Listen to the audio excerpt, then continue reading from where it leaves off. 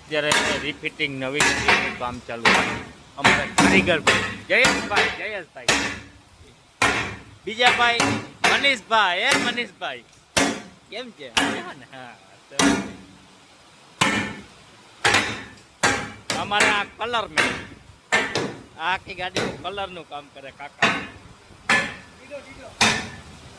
અમારા બીજા બે મેન કારીગર અમારા ટીનાભાઈ જોશી પછી આ એક સુરેશભાઈ આપને જે પતરા એક અમારા કલર મેન આ બધા આરામ જ છે. ગાડીનું કામ કમ્પ્લીટ થઈ ગયું છે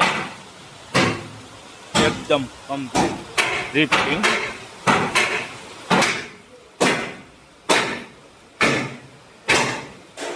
નવી ગાડી કામ ચાલુ છે.